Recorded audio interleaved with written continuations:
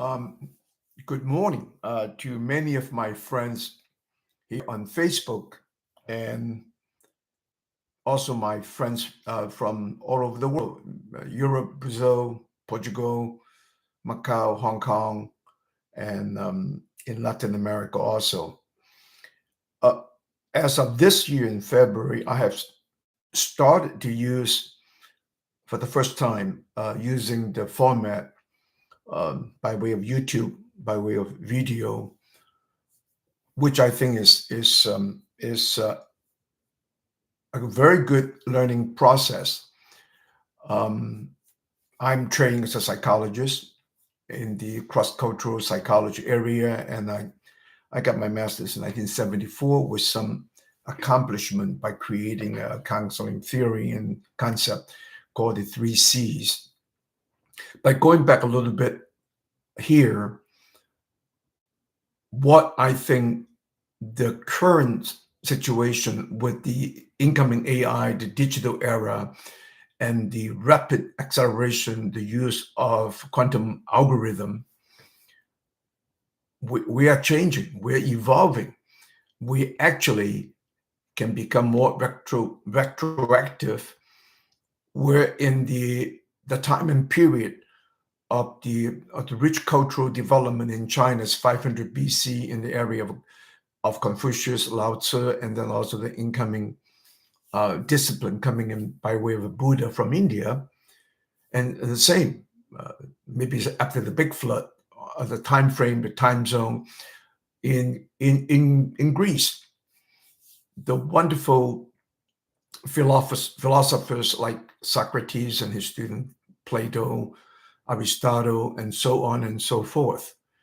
What is very interesting is in that time and period, the speakers, the teachers, the orators never had to write. They have their students. In the Greek era, they had the scribers who document, writing down what these Greek men talking and speaking. Coming back to the present day, we are becoming, also I see this as a very fortunate opportunity. In what more we know about the world cherishing democracy, the practicing of free speech. In this particular format of in the use right now YouTube, without adding on other features, which we will be looking for alternatives and other installations of the supplements to make the video more presentable, and when there will be index pictures in the use of Canva to show more pictorial. In other words, advancing the teach mechanism that we have today, even by what we have at present. Because if and when this presentation can be recorded in whatsoever time frame, time limits, and in the use of the caption by putting forth the languages, what people can translate, can read in their languages,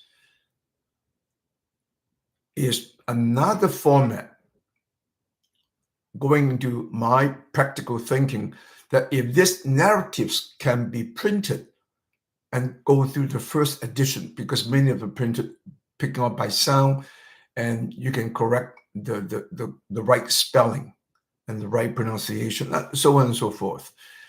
And where I have developed the open books.ai,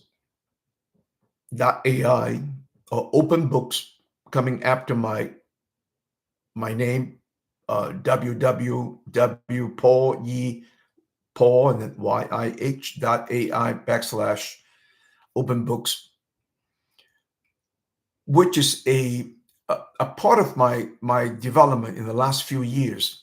An open book almost using to be not countering, it's an input or additional channel from the Facebook, where people can learn daily and in any instant.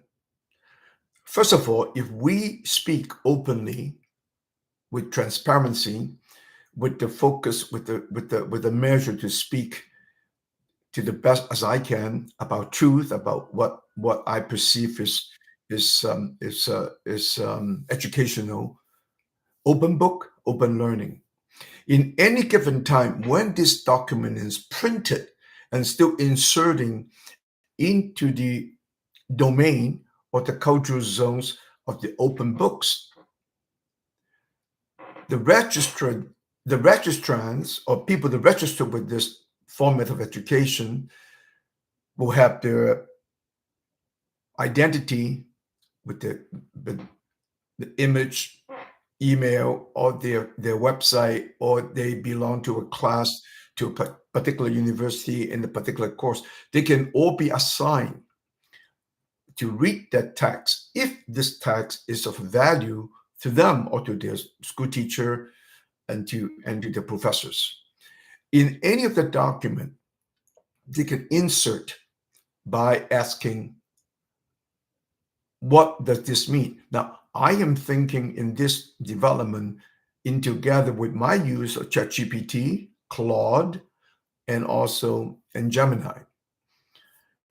The reason I am foreseeing the future learning don't have to be interruptive based on my former years when I was a youngster learning, and I wondering why I daydream. Because in one particular instant, an episode, a story, be that Moby Dick, be that Tom Sawyer from Huckleberry Finn, when M. Polly was screaming at Tom, it brings me back my memory in my days in Macau, when I instead have one Aunt Polly, I have two aunts plus two sisters plus mother. Because daydreaming is that sometimes when you're capturing a good part of a book, it takes you to another zone, another dimension, another imagination. Be that the books, The Three Musketeers, be that all the French Romance books in my house from my father's schooling in Sorbonne. Even reading at 14, 15, a book like Lady Chatterley's Lover in Chinese, in French, and in English. What I'm trying to say is if this first ambiance of the speaking video with the speaking part documented, edited, and put it back electronically into the open books, it is an open document for all to share. And this will be easy because I'm thinking about also very much how to help the current 600 million plus Chinese who are engaged in the language of English, and where I also have created a language called Romantina, which is basically I'm composing 4 of the basic Latin Romance language with the French, which is 600 million spoken mostly in North Africa, where 400 million of the Spanish also spoken, used mostly in Latin America, and 300 million in Portuguese. Again, Portuguese Africa together with Brazil, and in Mozambique, Angola, Cabo Verde, and Togo. And finally, Italian, maybe 150 million or around there. I could have included Romanian, and I could include also Galician, Gallego, the spoken in the northwest of Spain. Linguistically, it's another group, but within the Spanish political territory. So, but the Romantina is when a Chinese want to, the dictionary that I'm building, image, sound, and whatnot. You want the word station from Chinese to English. So when you show the word station in English, when you click on the Romantina, there will 4 languages will surface with the language. So just station in Portuguese is estação, with the C cedilla, with the and then there's estación in Spanish, and estación, same thing in French. What this helping with the electronic computation and also in the dictionary form, Whatever language come close to the pronunciation of the station will surface, such as from the Romanian, language in Corsica, language in Sardinia. They're still having all the other sub-level of the Roman language and the Latin language. So be thinking about education that we can be done in such a broad sense. The learner can be immediately articulating and learning. Oh, okay, I can say station in English, so I can say estación in French, in Spanish, in Portuguese, and Italian. One more step. These are the two possible platforms that are coming, that for some of you, they're already here. And also in the use of AI, take example for synthesia, syntheia, and also in China already managed to be able to have maybe 1/30 of a second, 1/60 a second behind the speaking time that I have now. If we learn to speak with space, the simultaneous broadcasting can also be happening. So in other words, when I'm speaking English, in the next hour, this transmission can be shared by 160 languages. Even if people can translate this into non-written language of the native tongues of many of the native tongues under this colonial state of once French, Spanish, Portuguese, okay, such in Brazil, where Tupi, Guarani is a language spoken in Paraguay, but other ethnic groups can translate. So education can be much richer, and the understanding of the human situations can be much more amplified. And that is why we talk about technology, we talk about the open situations are here.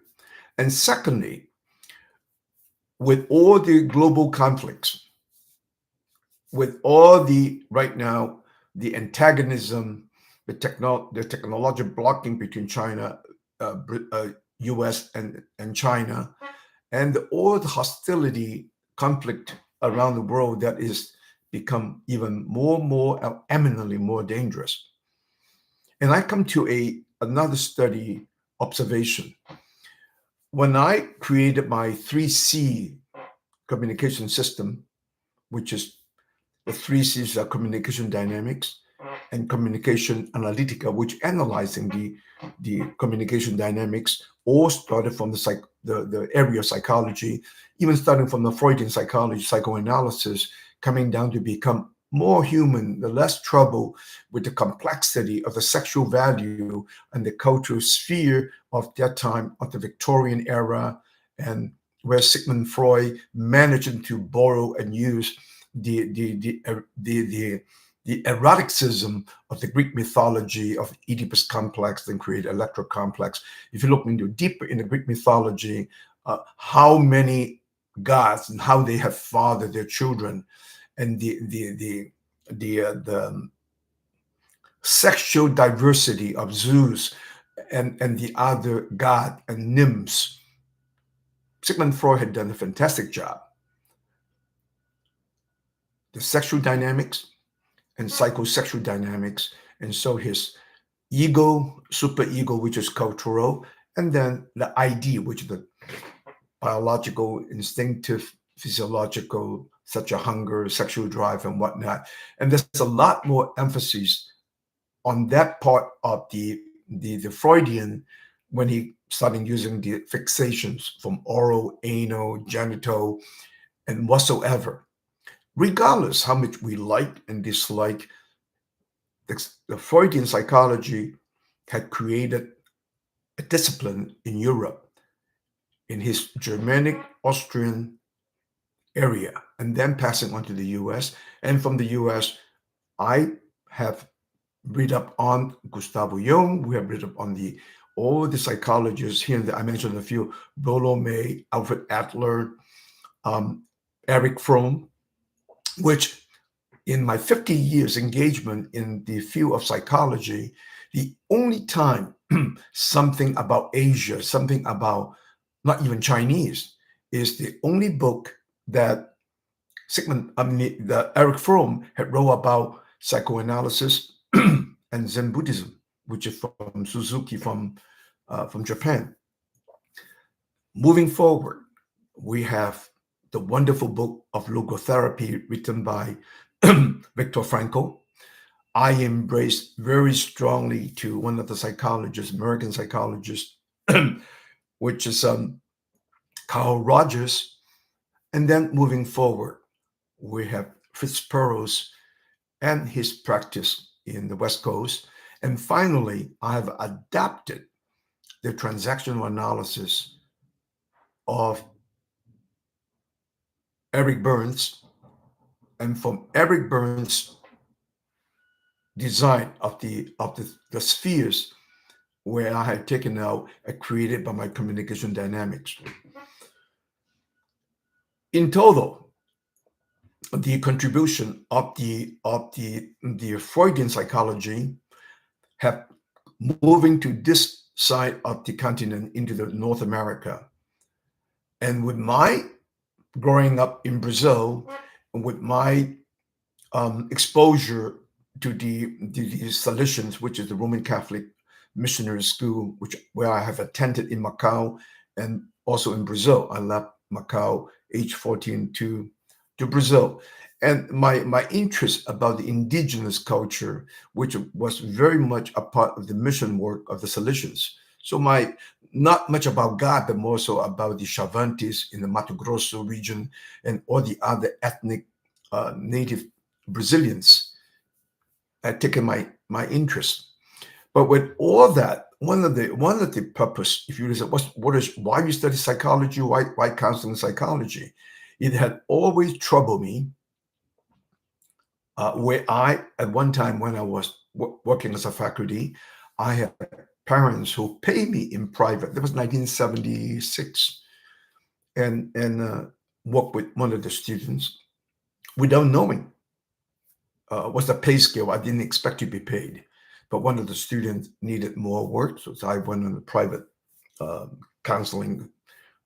I would never call it therapy. Well, the gentleman paid me $200 for the session. Not much by an hour and a half, 2 hours. And I was very shocked. And then, of course, I just got my master's, writing my concept. And I could take in, moving into a doctoral degree in Milwaukee, the Milwaukee School of Psychology. I can get my PhD and I can become a counseling psychologist, therapist. And some of the colleagues today we have, for the professional use of the American psychologists, they got paid up to $600 to $1,000 an hour. But that's not the case. What I had generated from my psychology and from a linguistic exposure, which I put into the psycholinguistic sphere that I'm involved. And I have always wondered, from that time when I make $200 an hour, so what can I do to the poor people, to the indigenous? I'm still very much engaged because most of my friends, most of my former teachers, faculty members were priests. One ethnic Chinese, Bishop Sung, become the bishop of the Indians in the northern part of Brazil, in the town of San Gabriel de Cachoeira. But what is important for me, that I have always asked those I had questioned, visited back and forth. I said, where are the solutions in the favelas? Where are the solutions in these shanty towns, which was totally disorganized, and maybe by the lack of organization, lack of preparation, by this massive migration coming from northeast of Brazil, the drought area, the area where Paulo Freire come from, and who is also one of my major figure that inspired me, because he was one of the few in the West who have advocated about conscience, about conscientization. And that conscientization of Paulo Freire lingering in my mind, I said, where are we? Where are the missions working with the adolescents in the favelas in Rio? Or favela is the shanty town, but which happened also in other nearby the urban area, Sao Paulo and Rio de Janeiro and others. And this is where one of the reasons asking, questioning what happened, what is the discrepancy? So from the development of the three C's to in the last 5 years during COVID, I have decided to be focusing, develop this counseling skill from the three C's now into the psychology and round and square. It's very simple because part of that is part of my own reflection and cultural anthropology. All the Chinese always talk about sky and heaven. In Cantonese, Tian Day, Tian Di, and then we're in the middle. And a little bit of that I want to add to the Chinese childhood dreams and children's books. I have the alter ego of the Monkey King. Now that we talk about Wukong, the black myth coming up from China, first time Chinese made video games.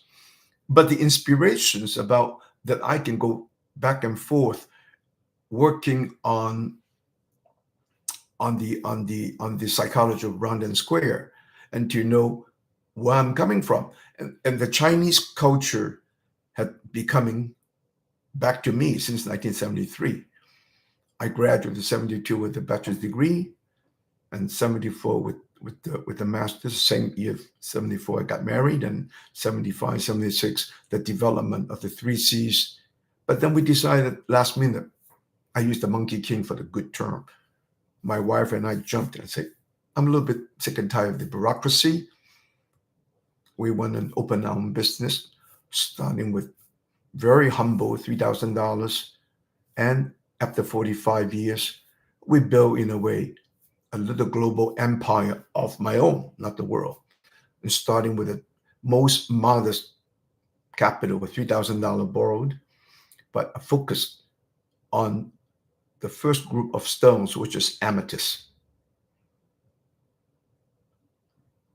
And with 45 years of the business, this business of a global travel in all the regions in Brazil, including mining, from the north to Amazon to the Rondônia to the northwest to the border of Bolivia, with the stone coming in from Santa Cruz de la Sierra called the ametrine, and then moving to amethyst to the south, Rio Grande do Sul, by the border of Uruguay, and handling the best amethyst in the world from the Artigas, the town next to the town in Brazil, in the corner of southwest Uruguayana from the town.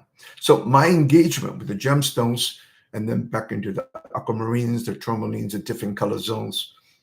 And this all gave me the kind of travel, the multicultural exposure, and then into Nigeria, into Mozambique, into Europe, Japan, open up my first attempted factory with Sri Lanka, eventually decided into Bangkok, from Bangkok up to northwest of Bangkok, and Burma, in the area called Chiang Mai, in the town called Masai, right by the border by Burma, when we can use the less expensive labor, mostly women coming into the area. So my entire 45 years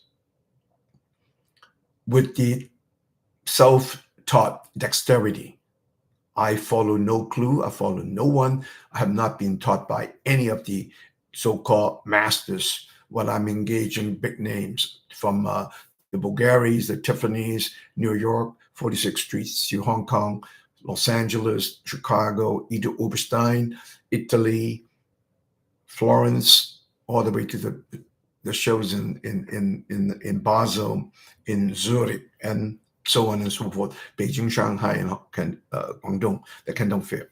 But what really coming to this point, and I want to using a very efficient time, under 30 minutes, is a huge cultural discrepancy I have noticed because culture, because of languages. There is a huge gap, not just the US, but of the entire West. Let me draw this demarcation using 1492 is where Columbus landed in the Americas. If you know a little background history, Columbus was never Italian. He's from a town called Cuba. The same thing here in Cuba, and he named all the other islands with saints. And within this town called the region called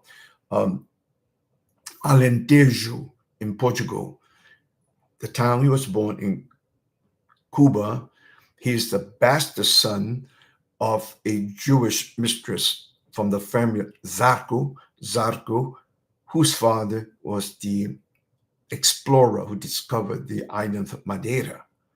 And so Columbus basically is linked into the lineage on the family of the King John, because his father, which is Beja, which is the first cousin with the Portuguese king. So this story about Columbus and many of the voyages, based on my double major in Spanish and psychology and the Spanish Inquisition, along with the push of the Borgia, many of the money who funded Columbus' voyage was an exile plan by the ethnic Jews because they will get the return.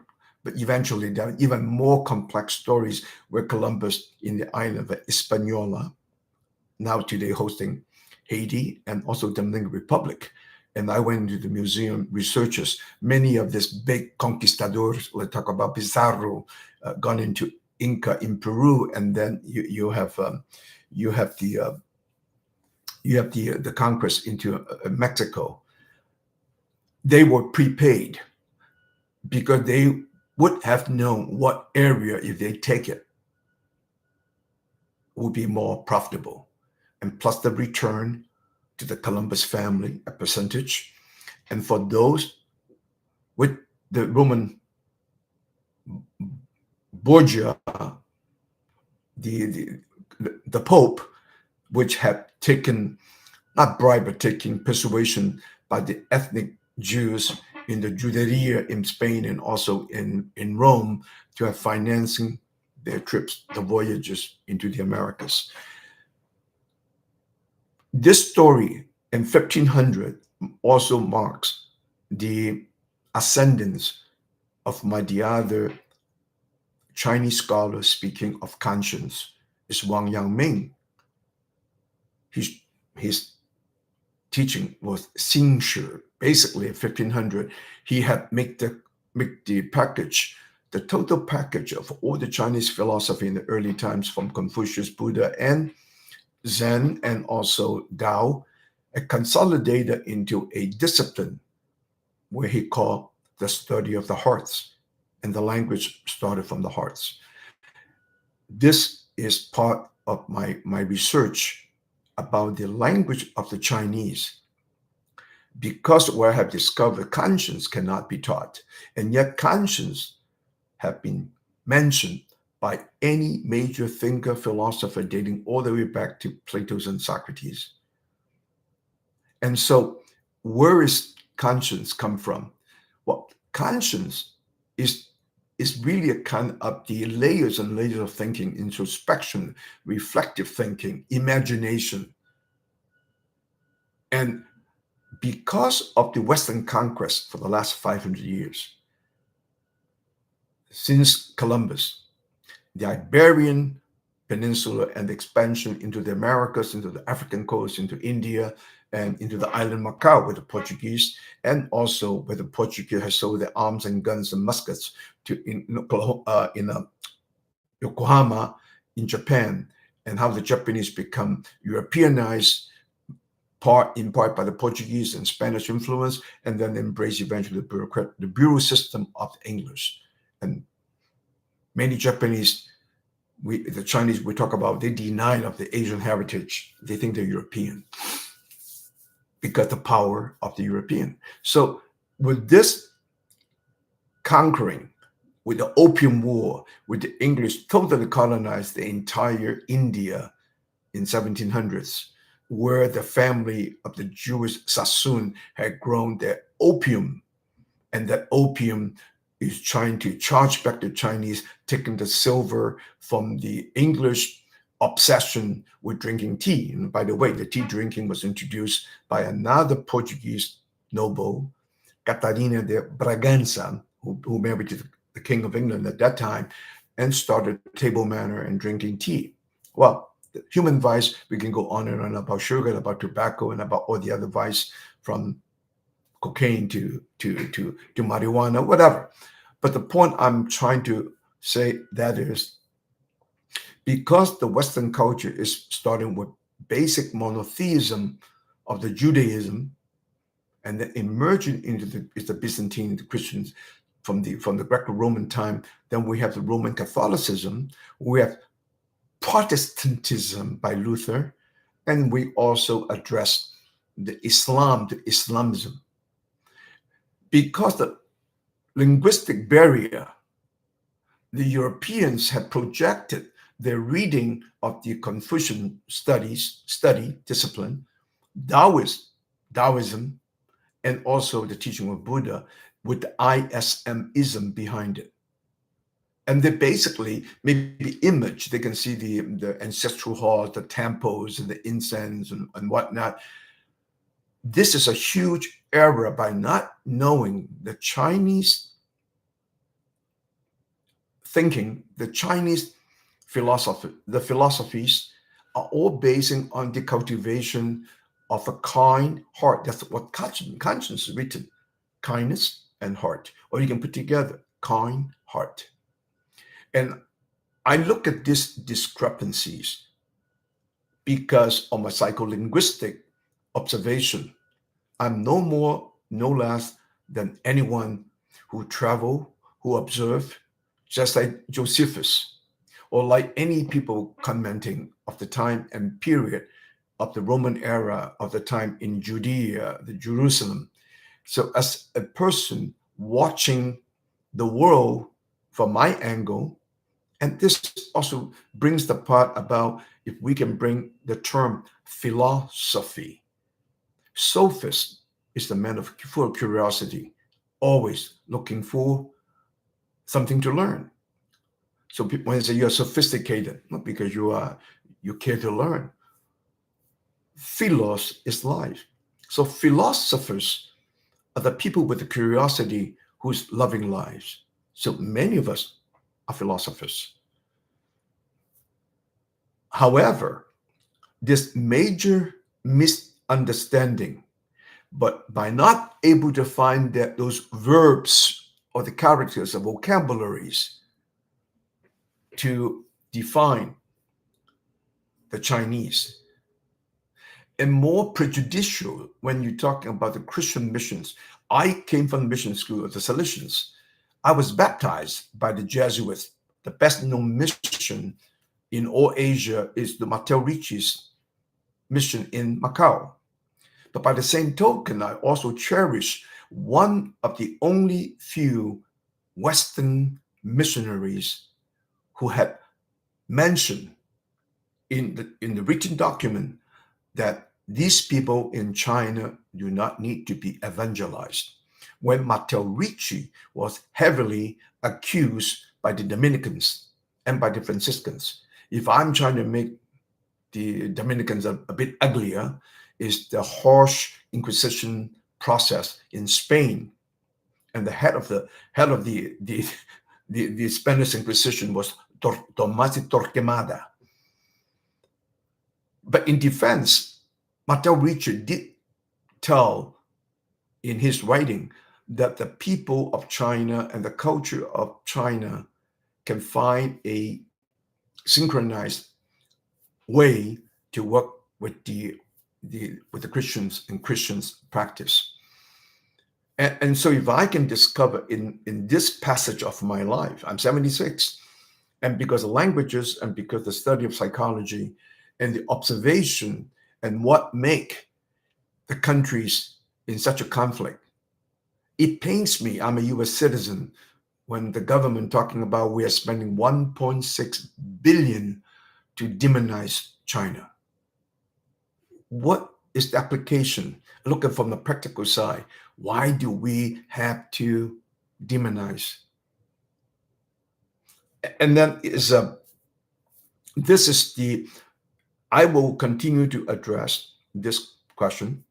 And now that I find the synchronicity between my video presentation along with the postings in Facebook, I probably will have many ideas, suggestions, and what to speak of. And with the development of the open books, which is an open learning coming up into the future, and I find it totally comfortable arriving to this stage of the global education, global learning in the use of this medium, and add on to the open book. What open book really is in the future and now is the system we call blockchain. Because in all the exchange in the future, there is a link, the verification of the content. So I can speak in other terms.